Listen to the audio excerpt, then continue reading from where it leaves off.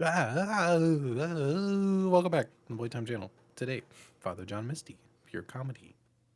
Wheel. I am hoping for a yikes this I'm time. really not.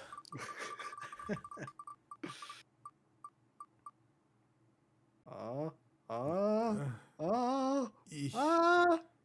So close. That was really close. It's a nail biter if I've ever seen one. Eek. We're gonna do pure comedy. That's We're what we're doing it. gonna do.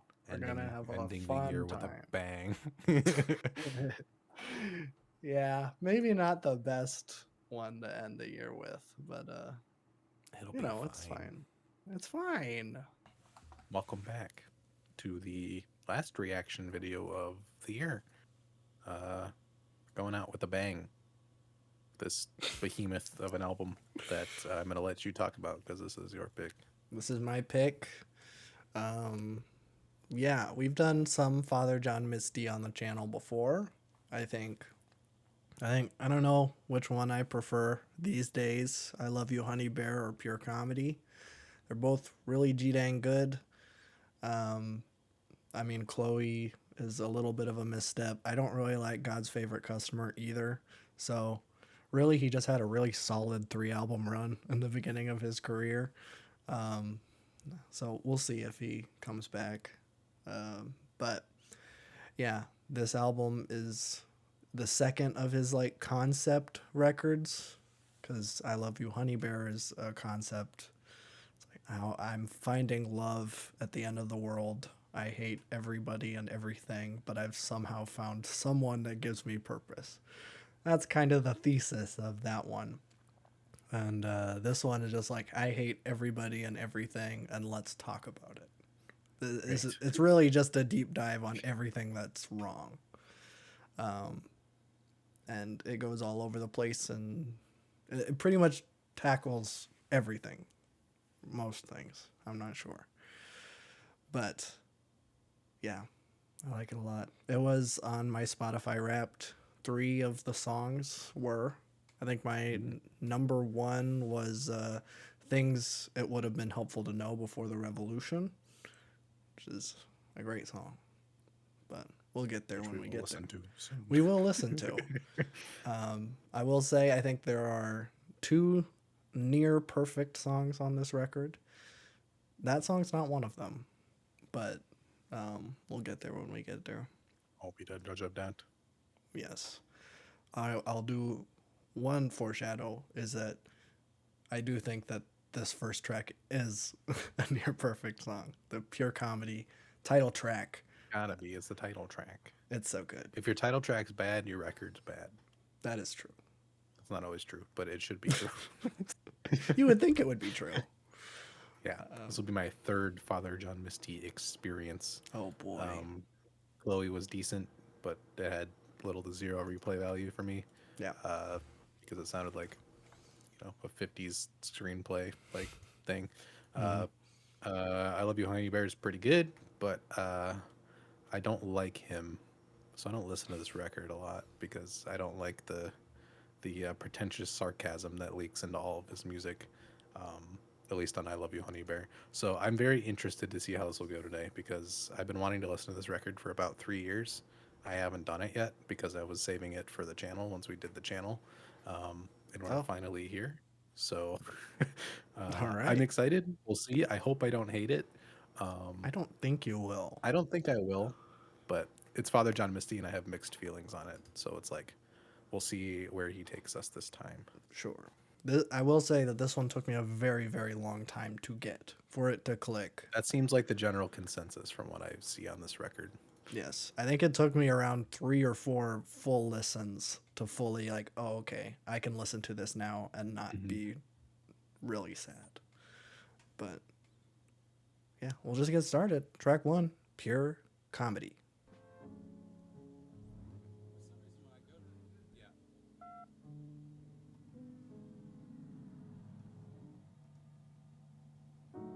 The comedy of man starts like this. Our brains are way too big for our mother's hips, and so nature, she devised this alternative. We emerge half formed and hope whoever greets us on the other end is kind enough to fill us in. And babies, that's pretty much how it's been ever since. Oh, their religions are the best. They worship themselves, yet they're totally obsessed with risen zombies, celestial virgins, magic tricks, these unbelievable outfits, and they get terribly upset when you question their sacred texts written by woman-hating epileptics.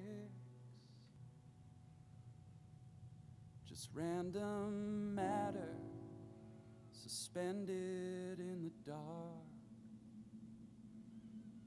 I hate to say it, but each other's all we've got.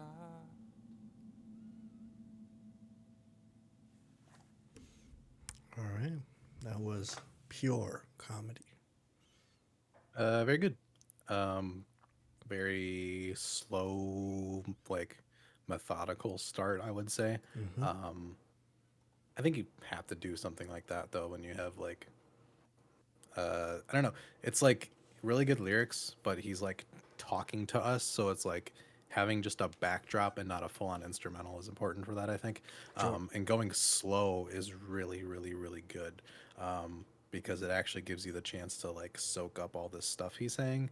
I think it would suck if this song was 4 minutes long and he was like doing a faster tempo because then it'd be like it wouldn't have the same impact. It's melodramatic, it's over the top, but I think it fits it quite good. Lyrics here are pretty great.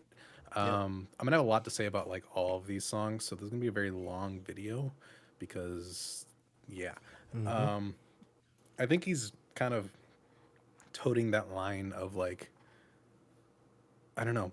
It's like he's separating himself from the society he's talking about, but at the same time, he knows that he's not doing that. Yeah. So he's got like this weird sarcasm to him, but like he's also disconnecting himself from it, which is a little. It's cool. It's just weird. Yes. He's kind of like stepping back from everything and just like talking about humanity as a whole, which I think is fine. I think he wraps it up nicely where he's like, I hate to say it, but each other's all we got, kind of including himself back in there. Yeah. Yeah, I think subject matter, he's mostly spot on for me. Very, very good. He's toting this very, very, very fine line of being pretentious and disconnecting from himself from issues more. But I think he balances it pretty well in this song. Of course, the religion talk is going to be. I hope he doesn't go Reddit atheist. He got really close on this song. Yes. Obviously, nothing's black and white, and religions are not all terrible. If it's something for someone to cling on to, and it's not being used to, inflict violence on other groups of people or any crazy stuff like that, where obviously throughout history that is what happens, but that's not all of it. I think him being the kind of, I don't know, nihilist downer that he seems to like see one side of an issue. But I Yes. also really like the talk of ideology on his last kind of chorus. That was pretty cool. At the same time, it's like, I mean, I feel like he's getting into philosophy and garbage, so I can pull out philosophy. I mean, we're all ideologized. Like when we're born, whatever system we're made into, it's going to form an ideology. Whether it's religion, whether it's the mode of production you live under, everything's going to be formed for you as you go, whether you choose to or not. There is no thing as no ideology, which he like tries to point out in here. I'm like, that's not exactly true. But I mean, song's pretty great. I do like it a lot.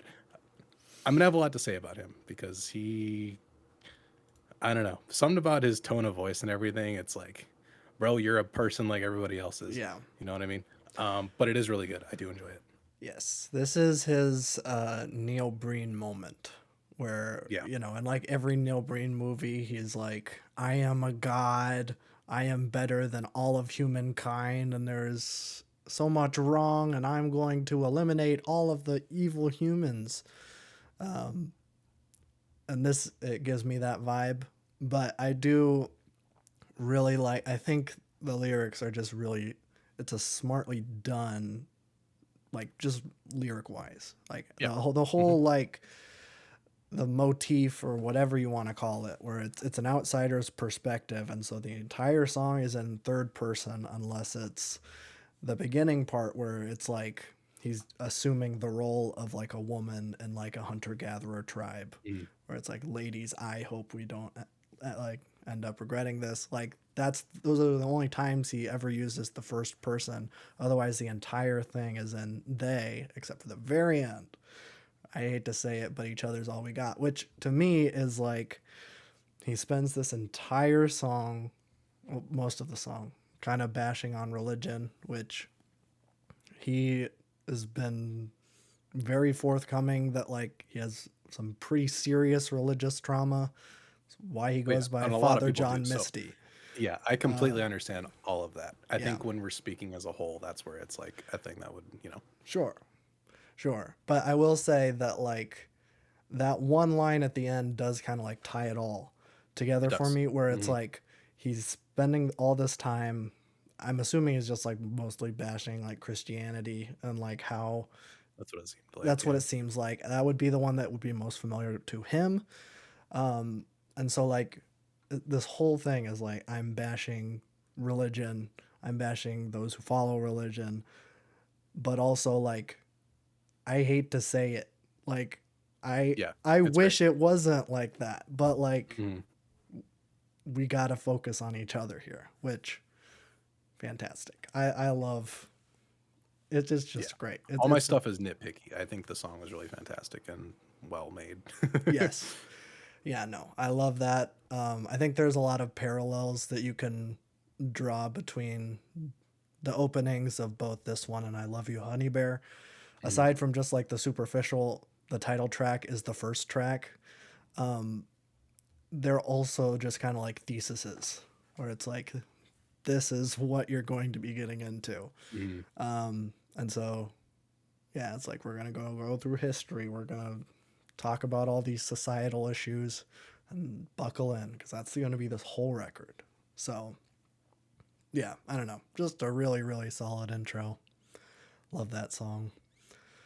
But yeah, so we're going from a 6.5 minute song to a not even 3 minute song Let's go. called Total Entertainment Forever, which has maybe one of my favorite opening lines in any song.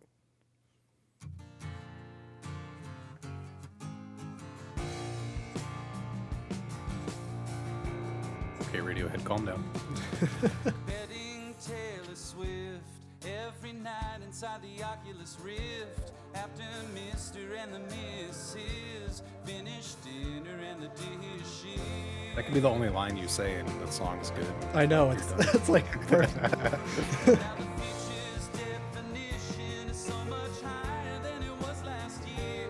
It's like the images have all become real, and someone's living my life for me out in the mirror. No, can you believe how far we've come in the new age? Freedom to have what you want.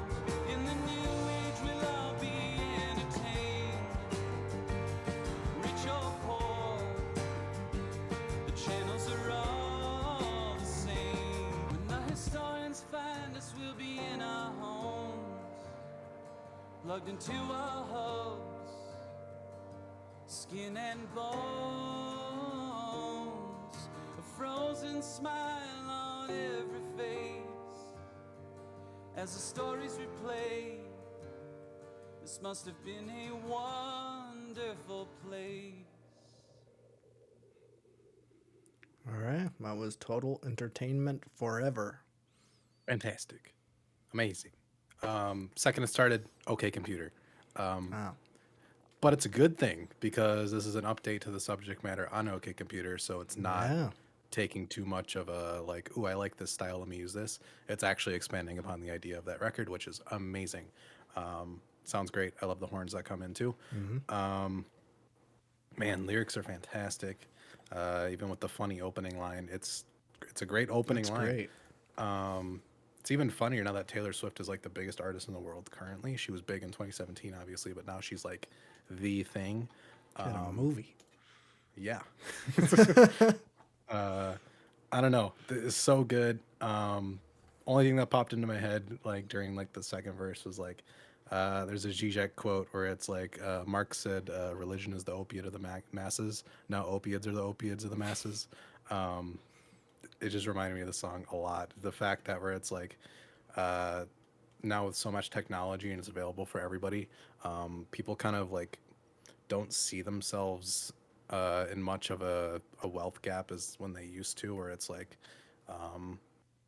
it used to be like before technology, you can see where you are definitely because you're so disconnected from this other part of society who's at a higher wealth gap than you. But when you're online, everybody's in the same pool, no matter if you're rich or poor or whatever. So you're seeing all of these things, and it's kind of clouding this class dynamic for you, and it's like helping blur these lines so nothing really makes sense. At the same time, it's like we have so much consumerism and so much like algorithms that will tell you what you want to watch, to listen to play before you even know it. So you have this choice, but you don't even get to make it, and everything just kind of becomes this weird gray middle area. So I love this kind of insanity that the song is talking about, of like how we're kind of disconnecting from this like really, really, really bad situation into the online realm. But now the online realm is also turning into just like a like monotone gray like consumerist trap. So fantastic, love it. Yes. Yeah. No, that one's really, really good. Yeah, I will say I never knew that was shorter than 3 minutes. But I guess it's in and out. It does what it needs to. Sounded like a minute compared to the last song. Well, that's true. That is true. But yeah, man, I think his writing is so good, especially on this record. I will say, I think I'm not going to call this a perfect record. There's one song I really don't like. But this ain't it. This one's really good. But I don't have a whole lot to add. I just think it's nice. All right. My top track of the year. Things that would have been helpful to know before the revolution.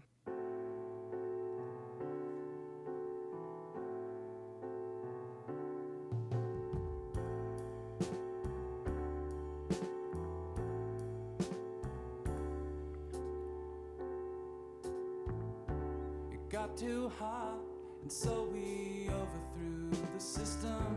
'Cause there's no place for human existence like right here.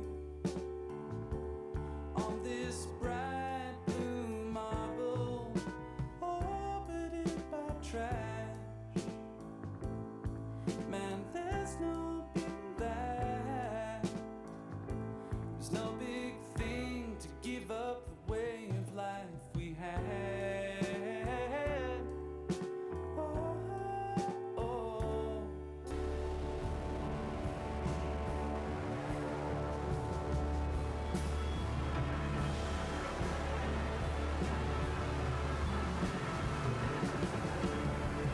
Industry commerce toppled to their knees. The gears of progress haunted, underclass set free. The super ego shatters with our ideologies. It's an injunction to enjoy life disappears as in a dream. And as we return to our native state, to our primal scene, the temperature it started dropping. The ice floes began to freeze. But there are some visionaries among us, developing some products to aid us in our struggle to survive. on this godless rock that refuses to die.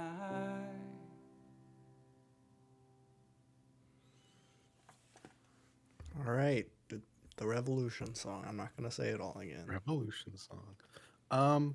Pretty good overall. I think it's. I enjoyed that. I always love a good climate change song, except this was so much more than that.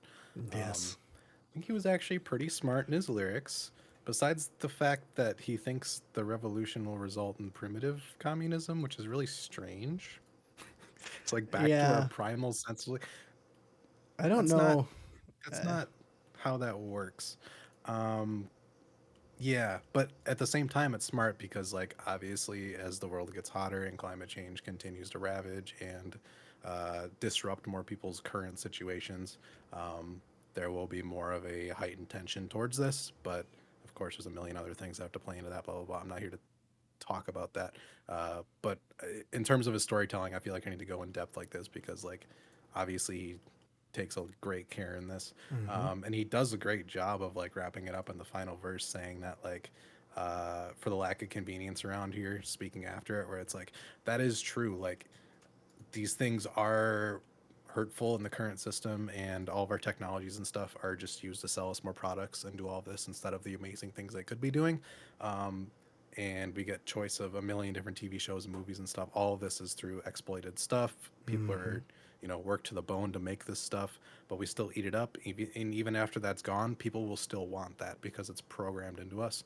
That was a big thing in late USSR was like commodity production was so low there. People were idolizing the West a lot, even though like the people in the USSR had housing and stuff like that. It's like they look at the West and they see all these shiny things in these advertisements and these movies, and they love that because it's the shiny little stuff we go after. Sure. So he's really smart wrapping up the song like that. So I love that he still has his nihilistic approach, but he's at least taking all these little things. He's making, I don't know, cool little comparisons that do like put you in your shoes in that moment, which is good. Sure. I think that was my main criticism with the first song is he removed himself and it came across as a little pretentious, even though I know it's a little tongue in cheek. But the last two songs, I think he's nailed it. So Yeah. besides thinking that primitive communism's coming, that's not I don't know. barbarism, maybe, but Yeah, I think that's just what I got from it. But I don't know if this is like what he actually think. Like this, to me, like the way I view it is that this is like a boring utopia. Like sometimes I miss the top of the food chain, but what a perfect afternoon. Where it's just like, okay, like there's there's nothing to get mad about. There's like no highs, no lows. This is just, yeah, everything's perfect now, but like, there's no need to drink ourselves to death because we're not being oppressed all the time. And like, right. just like stuff like that. So I think just like taking that a step back, I think is really smart. This is not the song I like the most. I don't know why it's my top track. That happens sometimes, though. Sometimes you just be jamming one. Yeah, I don't know. I honestly don't know because when I listen to this record, I don't really have songs individually in playlists. I listen to this whole record, so I don't know why this one specific was like this is the one that you did the most. But yeah, I don't know. I like it. Yeah, I think it's pretty solid. But yeah. Track 4 is Ballad of the Dying Man. Naturally, the dying man wonders to himself. His commentary been more lucid than anybody else. And had he successfully beaten back the rising tide of idiots, dilettantes, and fools on his watch while he was alive, Lord, just a little more time.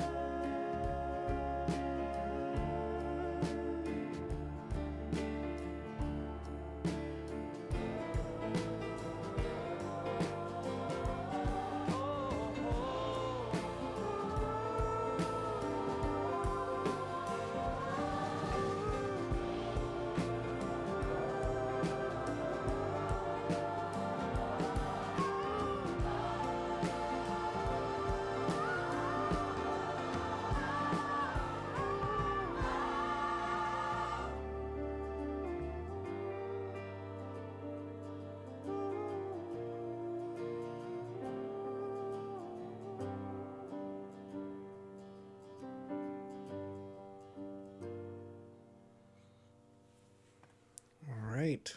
Ballad of the Dying Man.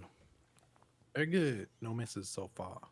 Um, it's so weird because usually I'm like instrumental first, but with this record I'm like fully lyric first, and I'm like, oh, the music sounds nice, but I can't describe anything really to you as I'm listening to these things. Yeah. It's a perfect backdrop for what he's doing, but I am not paying attention enough to pick out certain things like I do in every other reaction video on this channel. Sure.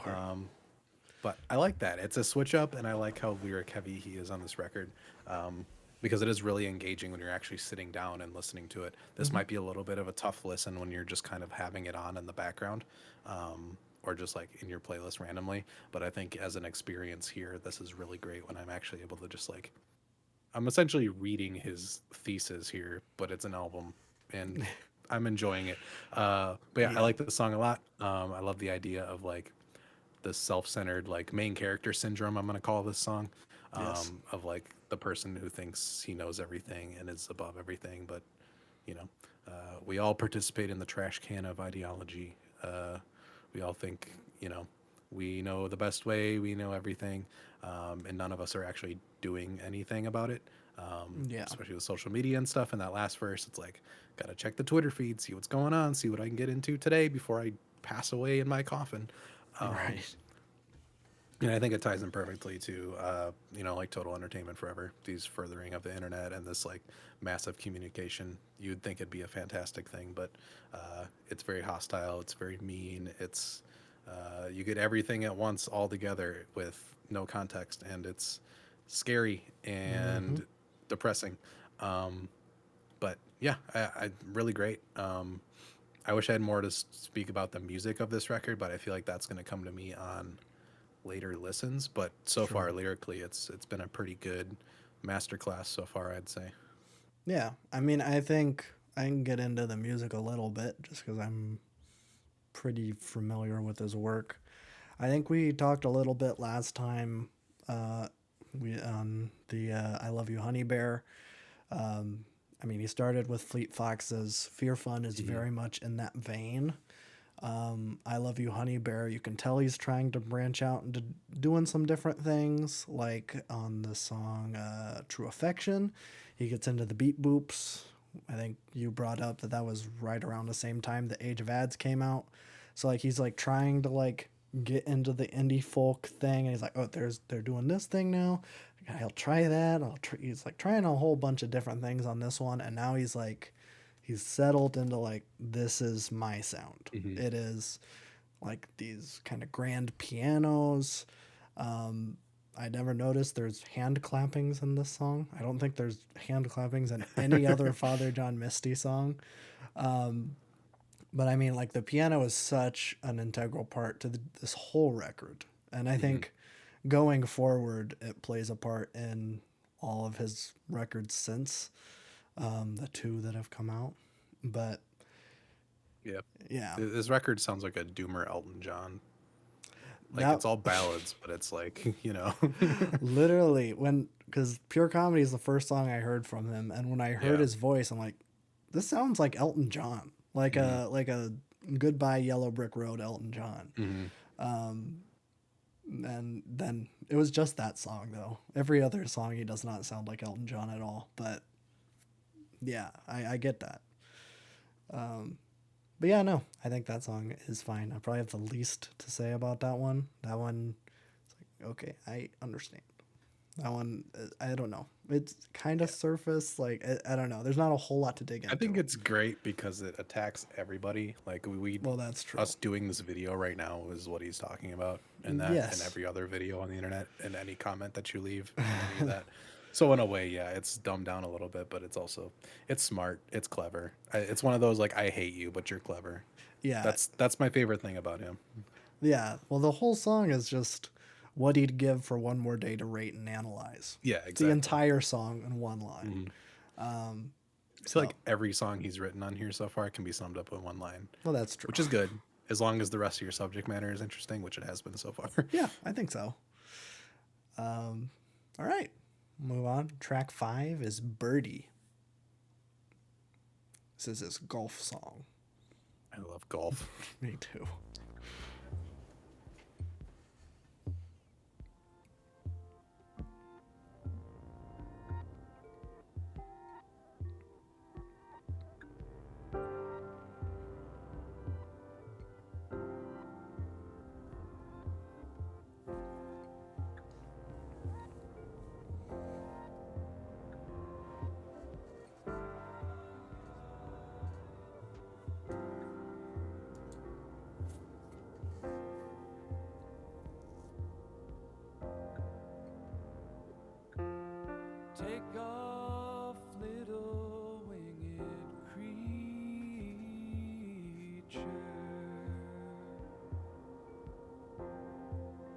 It's nothing but teens in ravines and antiques on concrete down here. And are you really as free as all the great songs would have me believe? Let me tell you why someday, Birdie, you're gonna envy me. Oh, that day can't come soon enough. It'll be so glorious when they finally find out what's bugging us.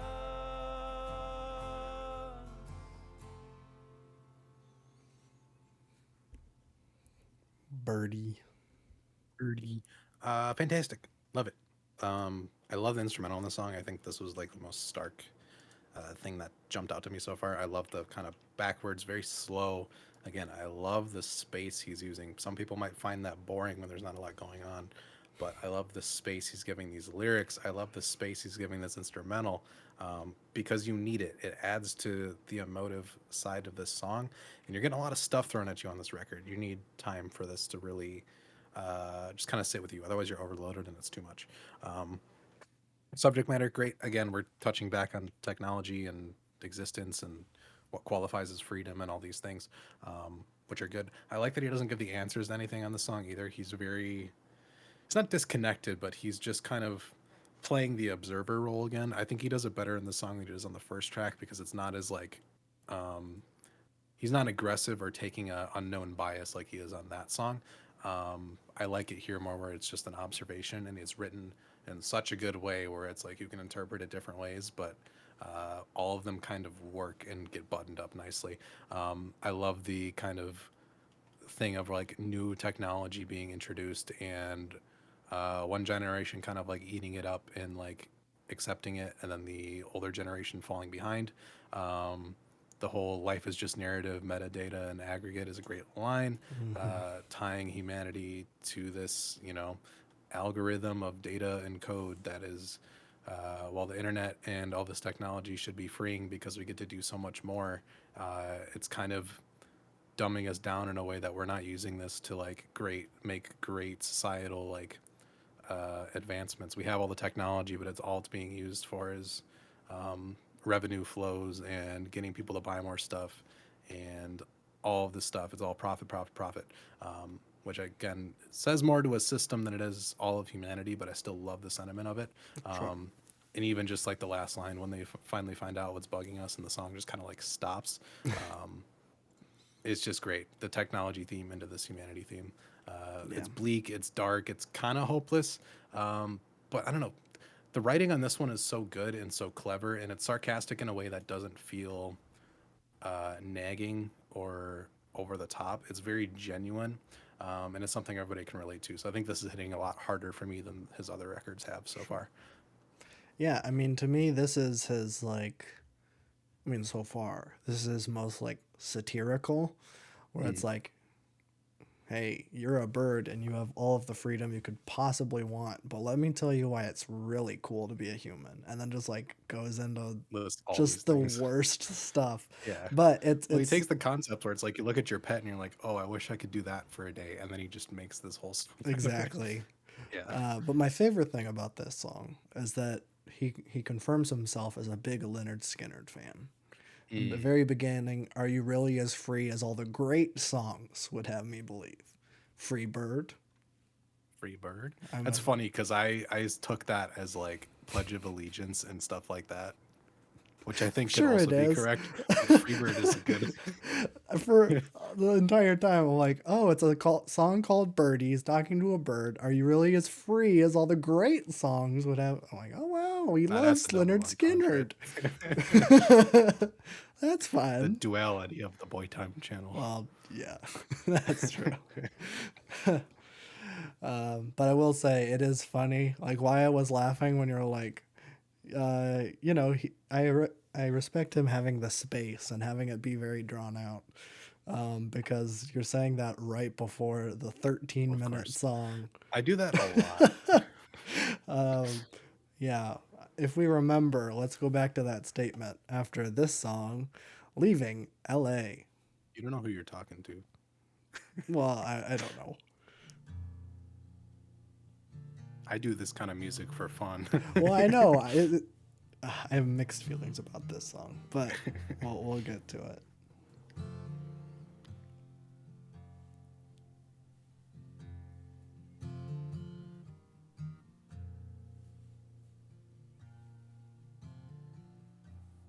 I was living on the hill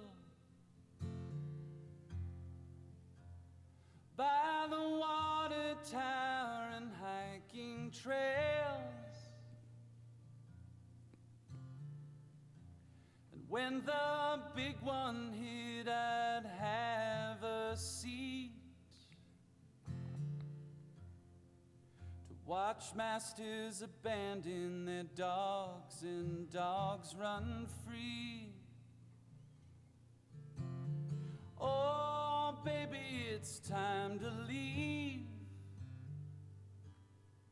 Take the van and the hearse down to New Orleans. Leave under the gaze of the billboard queens. 5-foot chicks with parted lips selling sweatshop jeans. But all these suckers pay. I can stop drinking and you can write your script. But what we both think now is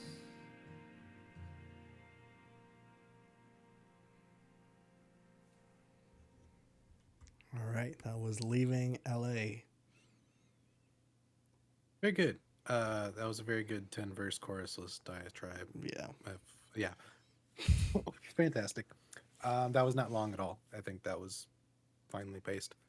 I could see that people don't like that though, because there's not a lot of forward momentum, I guess you could say. But I think this song couldn't be done in any other format because it is. I don't know. I think this is his vulnerability point that makes me really appreciate his work. I still feel the same way about him on it, like obviously, and he's very self-aware about that way he comes across to certain people like me. Yep.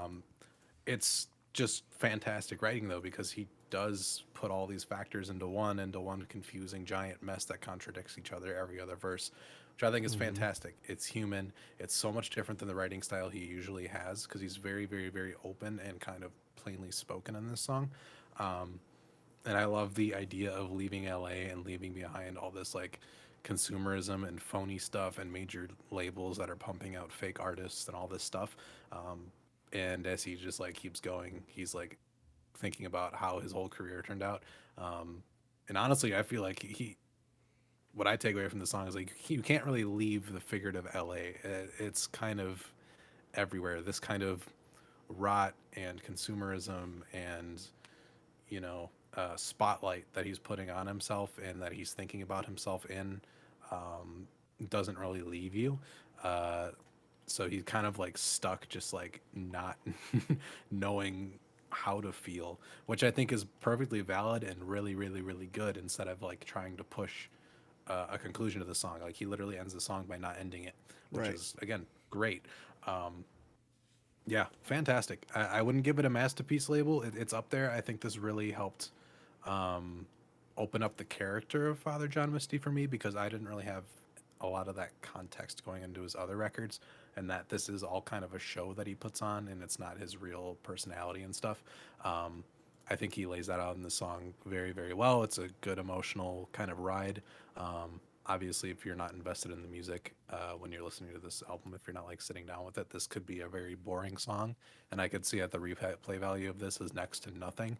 But for someone like me, this song is very, very, very important in understanding who this artist actually is. So very, very good. Yeah, I mean, to my knowledge, this is the only time he's ever talked about his parents on a song, other than for some reason he keeps bringing up Oedipus.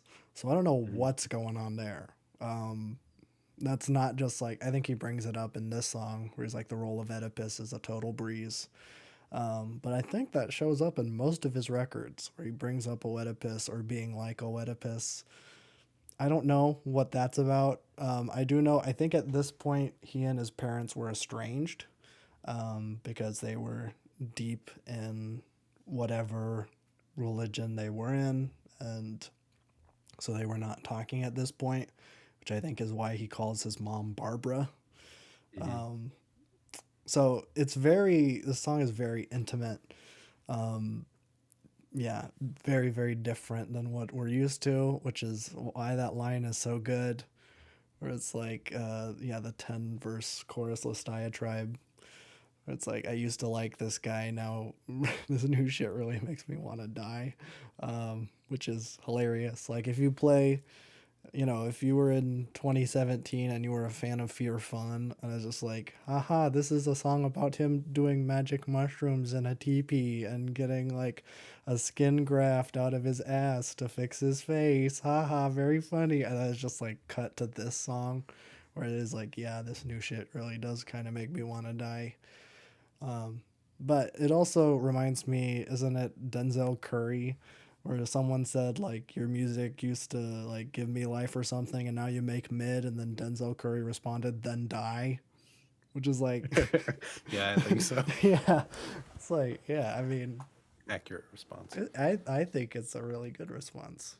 'Cause Yeah. it's like I you, think also mentioning religion in this song and like, like really getting into it, like Hindu religion in certain lines. I'm like, oh oh, yeah, okay. This whole record's just contradicting itself. So it's like kind of speaking about everything, but he's also like being vulnerable enough where he's like kind of taking both sides on everything, which is cool.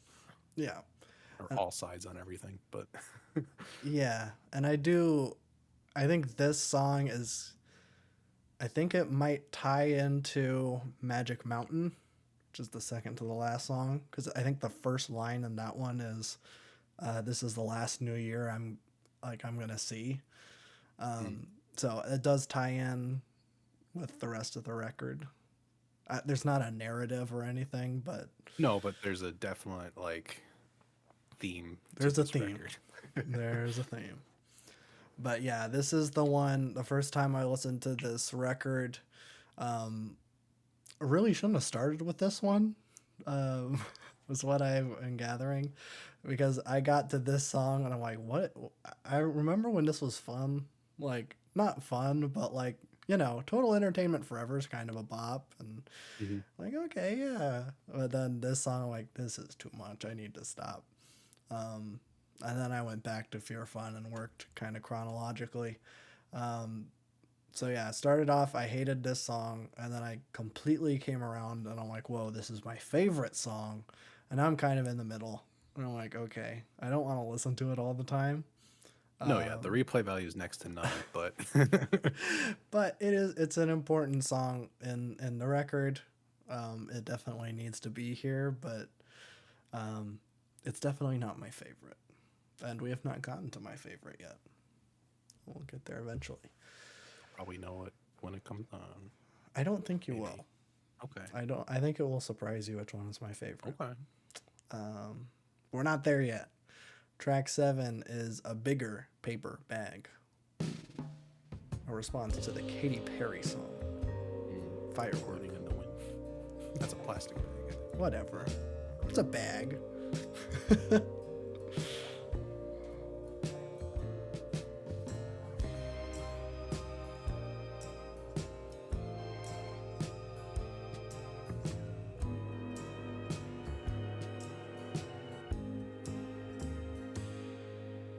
Dance like a butterfly and drink like a fish.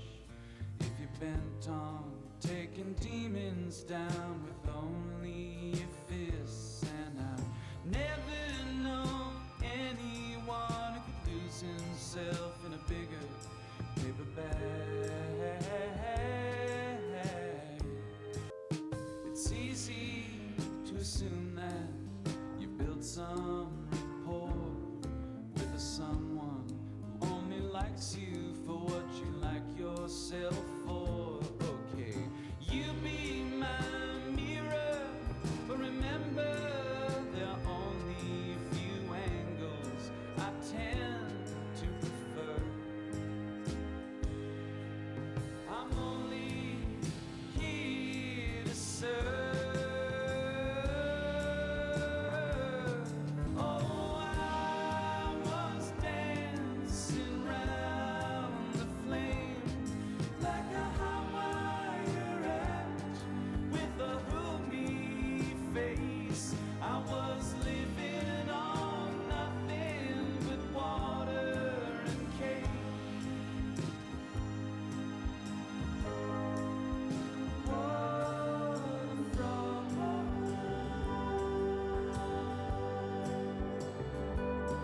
What a calm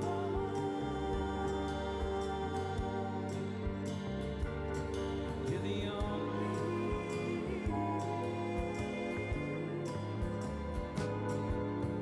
one I love, one I love, one I love.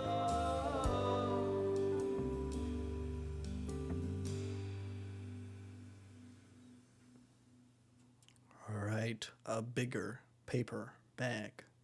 Big order paper bag. That one's pretty good. I don't think it stands up to the last track, but I don't really need it to. Um, I don't know. He's got so much to say. He's got a lot This to one's say. kind of all over the place. He won't shut up either, which I think helps this record. Especially when he's like actually digging into his narcissism and stuff like that. Um, I don't know. I still have the same opinion of him where it's like I hate this guy, but he's really clever, so I'm tuned in and I respect the craft. Yeah. I don't know. I don't relate myself in a lot of the music he has here. Like he's gotten me emotionally a couple of times, but I feel like as a character study, he's really interesting, and I think that's what this song is doing. Is he's like stepping back as a character study, which is really cool. I really like the lyricism on here. Um, Something about like the I was living on nothing but water and cake line is really cool. Just because like water to survive, and then cake because it's like it's indulgent, it's sweet, it's over the top, it's not healthy for you, but it's Yeah. all it gets you craving more and more and more. Um, and just like the couple of angles he prefers to be seen at and stuff like that. Really good writing. I don't know. I really Yeah. love it. I don't know. It's just so weird to get like a singer songwriter like folk record. I think this is my biggest disconnect with him, and not seeing your own emotion in some of the songs, because he really plays up this narcissism and stuff like this in certain songs, and it's like, ooh, I don't like that, because I feel like when I go to folk, I want relatable stuff. Sure. And when he digs into these really nasty topics, it's like it's a disconnect. But I think hearing this record, it puts it in like perspective a lot more. So I do enjoy listening to something like this. But yeah, really good. Writing has been flawless on this record so far, I think. Yeah, I think that verse, the one with the mirror, Hmm. that might be my favorite verse on the whole record. I just think it's so smart to go like Hmm. someone who only likes you for what you like yourself for. Okay, you be my mirror, but remember, there's only a few angles I tend to prefer. Where it's uh, like so much of like getting into a relationship with people is like, okay, well, I want you to see me, but only the parts that I want to show you. Hmm. And like, I want you to like me for what I like about myself, and I want you to dislike the things that I dislike about myself. And, you know, that's hardly ever the case. And so I think I don't know. That's like one of the most relatable things in this whole record for me, which is weird. Like, I don't really know how to interpret the first verse. Like, I thought it was about like alcohol and alcoholism. It's like the bigger paper bag. I'm thinking like a drink over, they put a bag over it so you Hmm. don't get a public intox or whatever. It's hunching over an instrument you now employ. It's just like, I don't know. I don't really know what that has to do with the mirror thing. This song's just kind of all over the place. Where I feel like most songs are like this is what we're talking about. We're talking about technology. We're talking about religion or whatever. This one is a little all over the place. Not that I don't like it, but I don't know. This seems the least focused, I would say. Well, yeah, we just came off the last song, which was like a in-depth reading of whatever was on his brain. And then Well, it's like, yeah. here you go, 4 or 5 minutes. Yeah, I will say that this is like a perfect response to like leaving LA, where it's like, okay, Mhm. who? And then this is kind of all out, but it's like, okay, traditional song structure.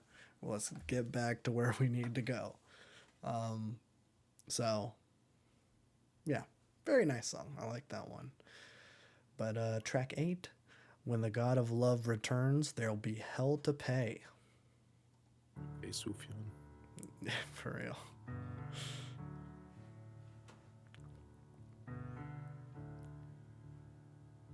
When the God of love returns, there'll be hell to pay. Though the world may be out of excuses, I know just what I would say. Let the 7 trumpets sound as the locust sky grows dark. But first let's take you on a quick tour of your creation's handiwork. Oh, it's just human nature. We've got these appetites to serve. You must now know the first thing about human beings. We're the earth's most soulful predator. Try something less ambitious the next time you get bored. Oh my Lord,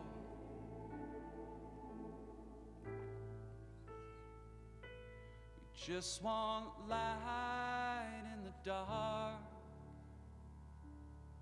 some warmth in the cold, and to make something out of nothing sounds like someone else I know. The God of Love song. Very good, fantastic. Yeah, a lot better when it comes to a religion standpoint than the first track had me. That one, you felt a little bit, I don't know. There was something about his tone on that one where it was like a little Reddit atheisty, where I'm like, A little this bit. song though, this got into it a little bit more. I enjoyed the more personal connection he had to it. Knowing his background a little bit now too, it makes sense that he's centering the song around this. Sure. There's a quote in here where it's like how he was growing up and what he was like doing. He said, through 8th grade, I was having demons cast out of me, speaking in tongues and learning Zionist propaganda at a Pentecostal Messianic Jewish cult school. That sucks. Yeah, I really love the song. I do not have any familiarity with this. I was not raised religious at all, so this doesn't connect with me. But I know a ton of people that it would just like nail. Yeah, exactly. I think it's fantastic. The writing is good. It's clever. It's funny. This kind of dark comedy, haha, is really good in this song, especially. And I love the. I don't know. It just kind of weaves in and out of like biblical talk and current conditions and all these different things pretty well. Yeah. It doesn't like stay too on note within the biblical thing, which is nice. Usually I roll my eyes when people talk about human nature, but I think he did a pretty, good job of, I don't know, it didn't seem cringy or out of pocket when he did it here. And especially like the accrue more capital line where it's like our human nature when we're born into this society where like making more and more profit is the number one motif for your entire existence. Like people are going to become pretty bad. They're going to become monsters. They're going to do horrible things. that connected with me a lot more than like the Jesus making you know, imperfect people and then judging them when this is what ends up of the world. But yeah, fantastic song. Really, really, really great. Doesn't hit me personally, but like I definitely felt all of that come through in the song, and it was really great. Yes, I think, yeah, this is my favorite like religion song on this record. Yeah, I was raised very Christian. My family is still very Christian. Yeah, they got out of the church that we were in when we grew up, but uh, it wasn't a cult, but let's just say they left and then they were ostracized by everyone that was still in the church. That's the call. So pretty Yeah, close, I would say. Um, and it turned out that the pastor's son was sexually assaulting like a bunch of like big teenage surprise. girls, and the whole time, and the pastor was covering it up. So Yep. yeah, so I obviously have some religious baggage. So yeah, this song, it hits a little hard. I will say, how do you interpret the last line? To make something out of nothing sounds like someone else I know. Interesting. Is this like a my wife bad joke? No, I think it's a God joke. Okay. Well, I thought, okay, well, it's like to make something out of nothing. Obviously, God created the entire universe. Yeah, Sounds like someone it could else be. I It could know. be. It And could be. like, oh, women, am I right? That's how I've always interpreted that line. And I'm like, that's a really weird thing to throw in at the end of this religion I'd song. like to think he wouldn't go there. I would like to think that too, but this I is don't know the what the guy. extent of this Father John Misty character goes. I I mean, don't know. But usually it's just an eye roll for me, but like, I mean, lest we forget, the on "I Love You, Honey Bear," there's an that's entire true. song where he's That's like, true. "I hate this woman." Yeah, So I have no idea. one of the only songs I remember from that record. That's a wild one. But yeah, no, I like that one quite a bit. Yeah, track 9 is "Smoochie."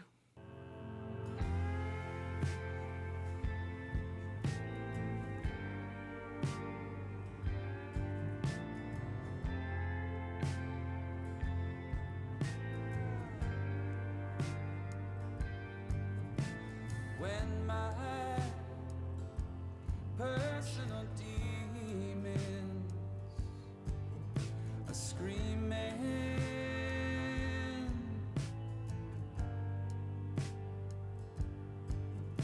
and when my door of madness is half open,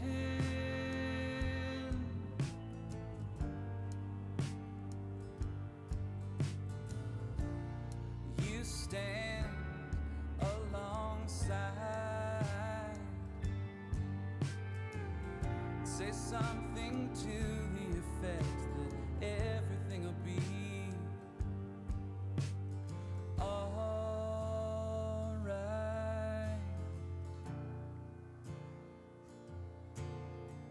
soon.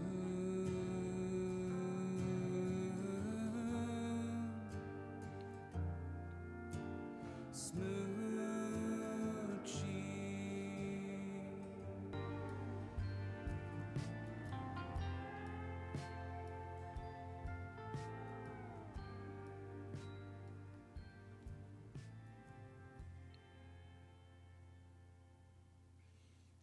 All right, "Smoochie."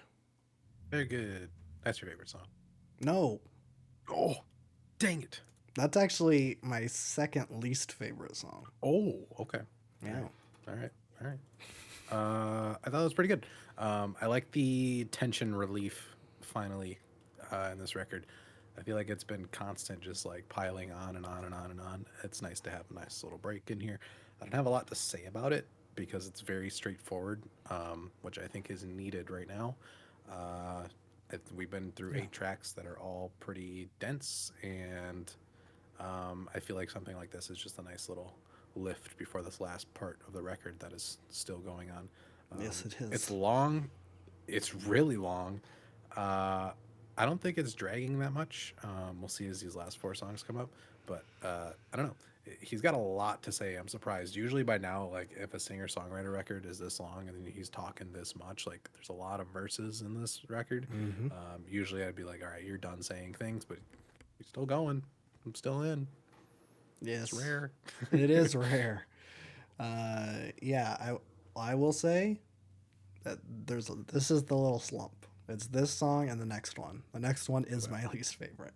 Okay. Um, yeah, I will say this does lend credence to the fact that the last one was a haha my wife joke because he always follows up his like that Josh Tillman song on I Love You Honey Bear is followed up with When You're Smiling and Astride Me with the which is just a I love my wife song.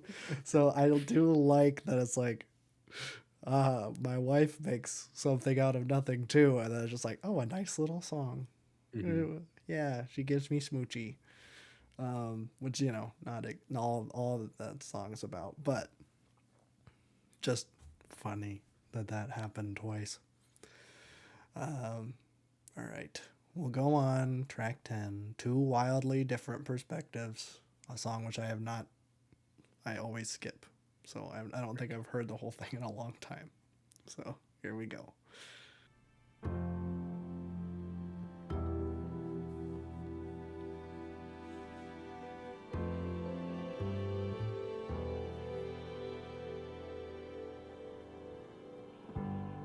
One side says y'all go to hell. The other says if I believed in God, I'd send you there. Either way, we make some space in the hell that we create on both sides.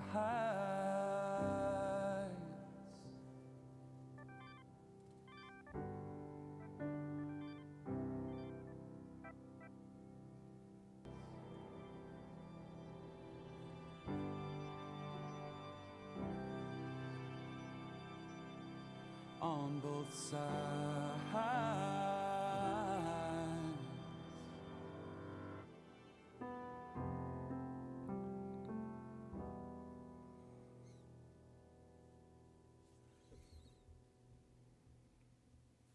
Two wildly different perspectives.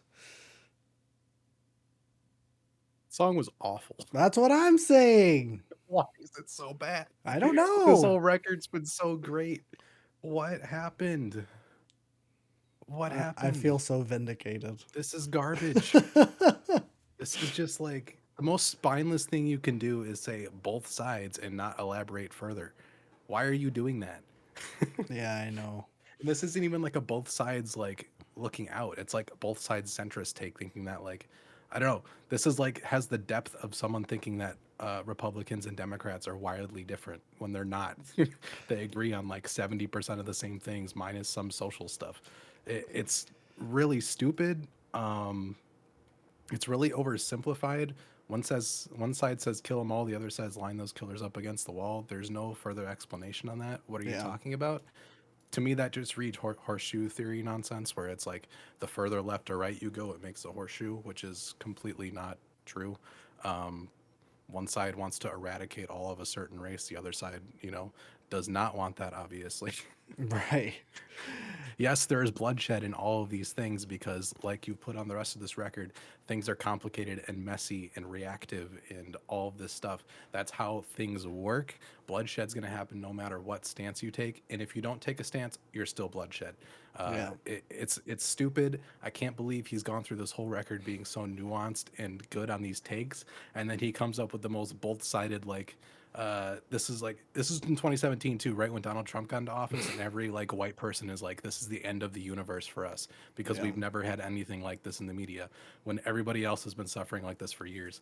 It's just really, really stupid. This should not be on the record at all, and it makes me rethink some of the things I've said earlier.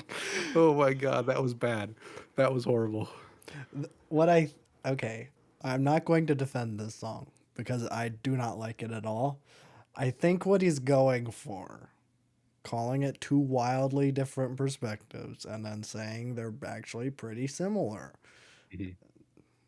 I see it. It's not interesting. Either way, like even There's if just no the sense of scale or like any thought further than just like a very vague generalization, which doesn't do anything. yeah, it's very out of place. It doesn't make a whole lot of sense in the context of the record. It doesn't make a whole lot of sense in the context of Father John Misty as a whole.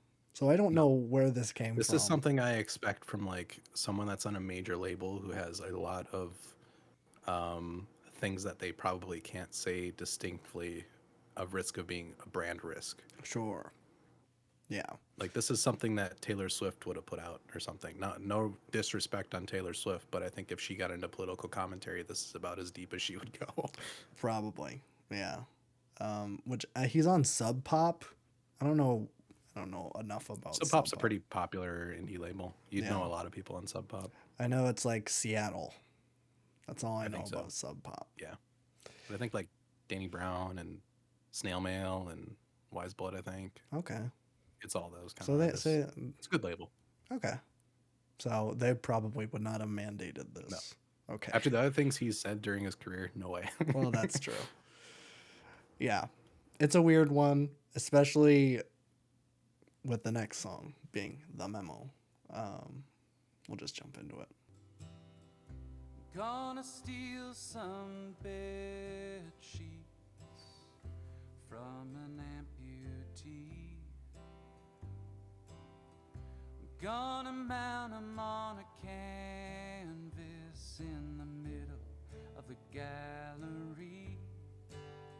I'm gonna tell everybody it was painted by a chimpanzee. But just between you and me, here at the cultural low watermark, if it's fraud or art, they'll pay you to believe. And friends, it's not self-love that kills you, it's when those who hate you are allowed to sell you that you're a glorious shit. The entire world revolves around, and that you're the eater, no, not the eaten, but that your hunger will only cease if you come binge on radiant blandness at the disposable feast.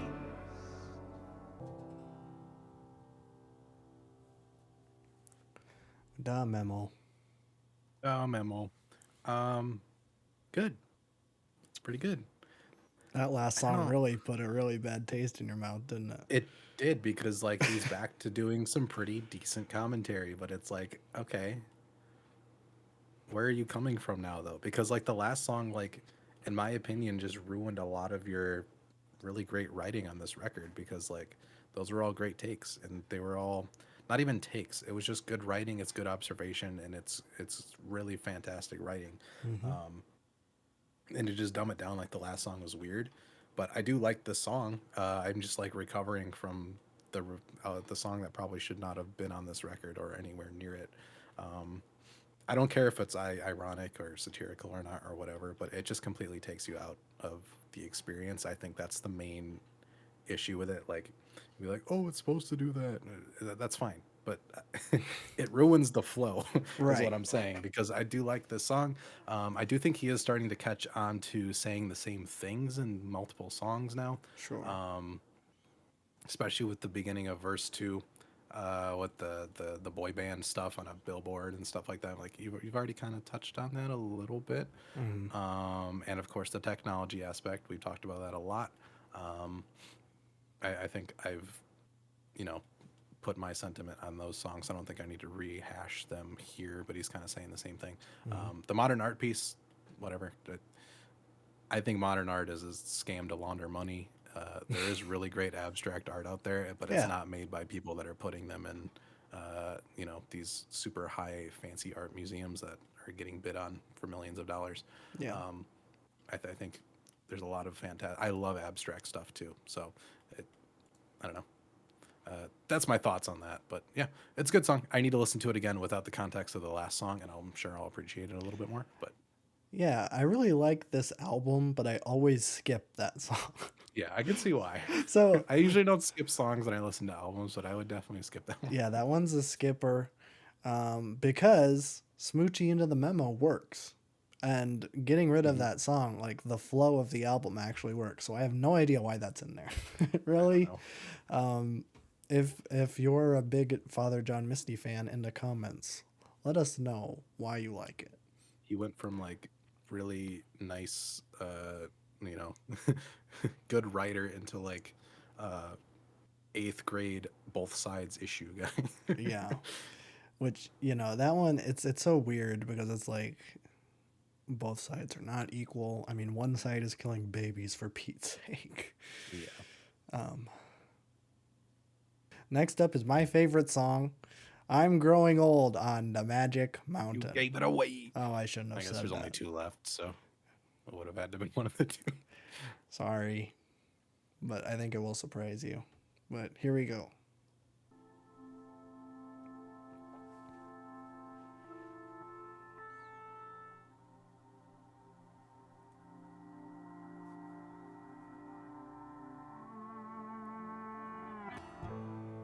That was the last New Year I'll ever see.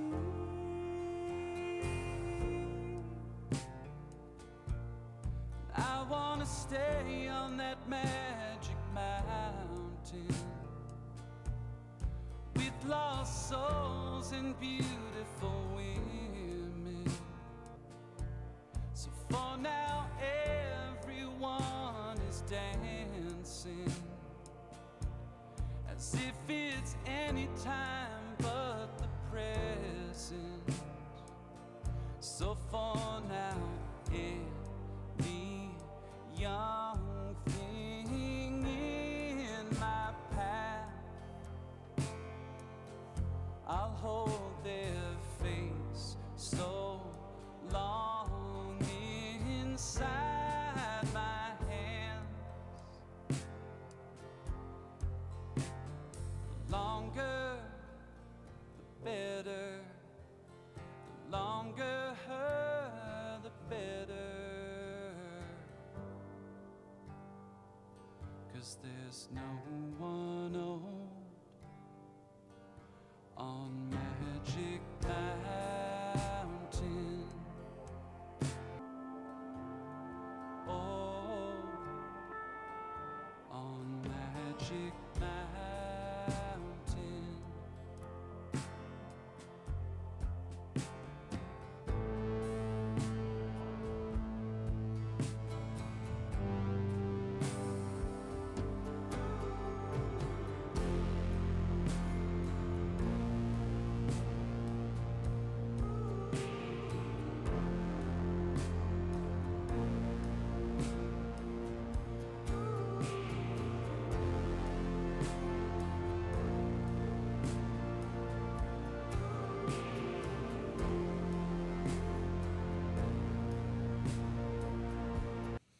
All right. That's Magic Mountain. Very good. I like the tonal shift back. Yeah. I don't know if I have a lot to say about that song. I feel like that's just like beautifully produced. I think the best production on the record. I love the synths on that track. And the kind of slow, old cowboy type feel that I get from it, which is pretty sick. Yeah. And just I'm guessing like I don't know. I feel like this is connected to the LA song quite a bit. Yeah, that did. Yeah. I don't know. Songwriting's good. It's not too complex. It's just very emotionally driven, which I think is a really, really good change of pace here. I love that he's letting an instrumental breathe a lot. I feel like we needed a break from him at some point in this record, and I think this Yeah, is a good shuts up. time to do that. And then we have one song left, but I don't know. Second listen, I mean, it's pretty great. I think on second listen, I'm going to appreciate this one a lot more. But I think I'm getting fatigue at this point. It's a long record. It's a long record. Yeah, I was debating doing the last two songs together, but that's long. For a twofer, that's long. But I do think they're very similar, which we'll get to. But yeah, so this one, I didn't notice it until this time around, but there's two ties to LA. Obviously, the New Year one, which I brought up earlier, but also there's a line in LA that's like the headline for my last cover piece is "The Oldest Man in Folk Rock Speaks." There's no Yes. one old on Magic Mountain. So, kind of clinging to his youth a little bit. I think this song has my favorite line. So far now everyone is dancing as if it's any time but the present. Doesn't really rhyme when you say it, but the way he says it, It still sounds good though. it sounds great. Yeah. I love that sentiment. It's such like a great visual, which now that I'm saying it, it's pretty much like slow dancing in a burning room because it's like Exactly. Yeah. Another masterpiece. I love that song. Fantastic song. Yeah. But yeah, that one's pretty G-dang epic. But let's just finish this out. We've been recording for 2 hours now, so let's finish this in 20 years or so. God, I hope not. That's how long this record is 20 years. Oh.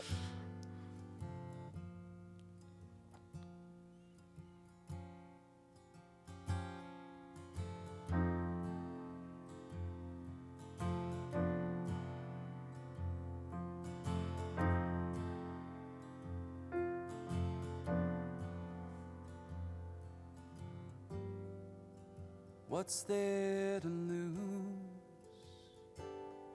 for a ghost, the cheap rental suit,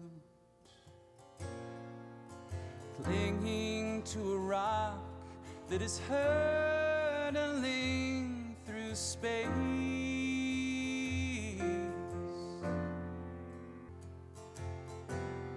This human experiment will reach its violent end.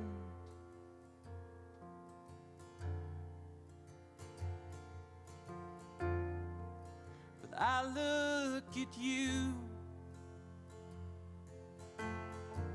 as our second drinks arrive. The piano player's playing, this must be the place, and it's a miracle to be alive. One more time.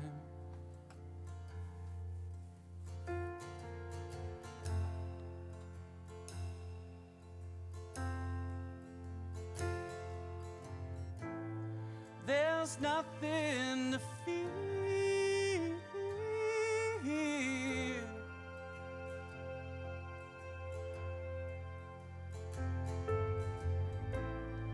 There's nothing to fear.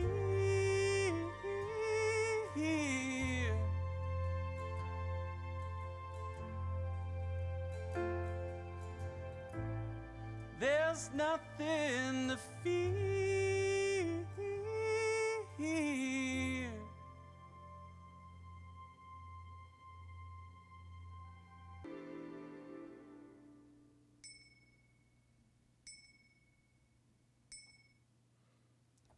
That one goes right to the wire. Down to the white. But that is in 20 years or so, and the album as a whole. Really good closer. I like that a lot. I'm surprised Mhm. that's the first time he's like really dove into existentialism on this record. I feel like he would have like wanted to do that a little bit earlier, but I think it's a good device to introduce now to close it up. I think it's really, really, really good and a Yes. good closer. Um, yeah, that I do really like the song, the sound of the song. I feel like I need to listen to this album again because there's so much content in this thing. I think this one for the first time and usually ever, like I'm more lyric focused than I am production focused. Usually production is what speaks to me first. I think this record is meant to be lyrically focused, so I think that's what Yes. hit me first. Um, but really great outro. Record as a whole is really, really, really solid. It's gonna take multiple listens for me to really get in there Yeah. because there's a lot going on.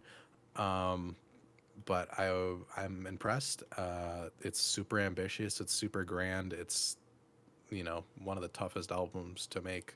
Just knowing Sure. all the different stuff you're tackling, and he succeeds in most of it, which is really, really, really awesome. Hmm. Uh, I think I'm always going to have a very dialectic relationship with Father John Misty, in which I'm going to hate him, but also appreciate his art at the same time. I don't agree with the guy on a lot of stuff concerning how narcissistic and self-centered his music is. Yes. Even if he is self-aware of it and stuff, I'm still not going to go out of my way to listen to that because I don't connect to that sentiment. But at the Hmm. same time, these songs are fantastically written. He's clever, he's funny, he's sarcastic, he's emotional. He gets all of these things built into one, and he's a really great artist for it. Yeah. But at the same time, I'm not going to be like, he's one of my favorite artists because he makes me mad. He makes me question things. He does little things that irk me on every single record of his. And there is this little bit of pretentiousness that is like not the type that I like in my music if there is going to be any sort of like whatever pretentiousness means to anybody. Sure. But I really great album. I can't knock him for that. I think it's going to take me a while to find out my favorite songs because I need to listen to them as like just bodies of music again instead of Yeah. I don't know. This was like a full deep dive of an album. I felt like I just read a book or something. There's so much content on this thing, but I think off rip, I think Total Entertainment Forever and Birdie are probably my two favorites. I think Leaving LA is a close third on those. Okay. Um, but yeah, great track record besides that one song that we won't speak of again. We don't need to ever That bring it really up. did take down the record a I lot know. for me. I know. I always, yeah, like I said, it's one that I listen to once or twice, and I'm like, yeah, okay, I'm done. I don't Yeah, need to. I'm I done. don't need to listen to that one anymore.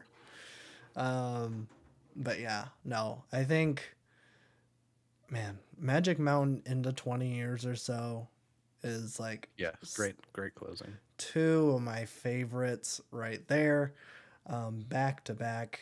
I think in 20 years or so, to me, how I interpret it is like this whole thing is like,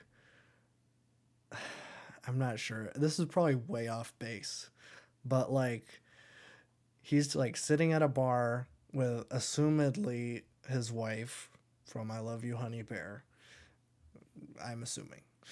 And he's just like, or maybe there's like a lull in the conversation and he's just like thinking about all this stuff. And that's what this record is all of the stuff that's running through his head. And he like starts getting, it's overwhelming and it's so much. And he starts thinking about his life and everything that's affecting him and the people around him. And then, but, he looks at them and it's like, oh, okay, there's nothing to fear. It's like, okay, that's kind of the takeaway. There's all this stuff that is hurting so many people, but like as long as you have your people, you're going to be okay. And I think that that's a nice little thing to end on is that, oh, okay, there's a little bit of hope. Even though the rest of this record is like Yeah, so down. I mean, it's kind of like everything everywhere. Like Sure. the nothing matters sentiment can go both ways. It gets a little dangerous, but at the same time, it is a very existential thought.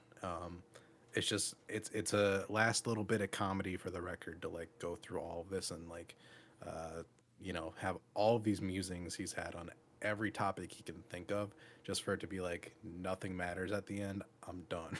Yes. It's fantastic narratively. Yes, it is. I do think that this is his best record. I have a soft spot in my heart for "I Love You, Honey Bear." That one is just so good, but this one is probably his best, except for that one song. Um, but yeah, I think for now that's probably the rest of Father John Misty that we're probably gonna do on this channel. I don't see us This is a doing new album. well. Yes, but God's Favorite Customer. Don't need to listen to that one. Fear Fun, I feel like that would be taking a step back at this point. This is definitely like his magnum opus. So to go back to like, here's a fun little indie folk record is like, okay, well, I don't think you're gonna like it, and it's like it's Probably just not. gonna be weird. Yeah. Although I will say that if you want to like, I don't even know if you would consider this like a trilogy. This is definitely like a culmination of everything that had been happening. A natural trilogy. I feel like that just happens sometimes. Yeah, and everything since then is its own thing. Like God's Favorite Customer is its own thing. There isn't like really. I've only listened to it a couple times, but like I didn't really get any like societal commentary on that one. And Chloe is just so weird. Where it's like, what is it? Like, I get what the thing is, where it's like, oh, it's a cycle. These things, everything that's happening right now has always been a thing, and that's why everything sounds old. But it's like, But I feel like he could have done that on this record in a song and did the same amount of justice to it. yeah, Although it was a fun twist at the end of that record, it just the songs didn't make me come back to it at all. yeah. I mean, I like it a little bit more than you do, but I tend to like older music. Um, so that it's like, oh, okay, I like stuff that's a little throwback like that. But yeah, I mean, this definitely does what Chloe does better. So Yes. but yeah, I think this is the best shake I could have gotten out of this artist, and it is fantastic. But you know, I think the relationship me and this artist I have no connection with will always be the same. no, yeah, I think that's And I think fair. it's good. It's a relationship I don't have with a lot of musicians I listen to. Yeah. So, but I'll go so far as to say he is one of my favorite artists, especially those first three records. All pretty good in their own different ways. This one being legitimately fantastic. So, Correct. yeah, that's it. That's it for pure comedy. We're not Would going to say spin a 2.5 wheel. hours. Yeah. No wheel today. We'll be doing lists, year-end lists for the next 2 weeks. We'll be doing our top albums of the year and our top albums we reacted to. I think we're doing Top that again. reactions, excluding albums that came out this year. Exactly right. So, yeah, that'll be fun. Nice way to wrap Stay up the year. tuned. Yeah. We'll be right back at it next year Yeah. So, at some point. at some point, February, March, even? June? I don't know. Nah. No. But, yeah, no. Good stuff. Nothing matters. If you're watching still, you're a trooper.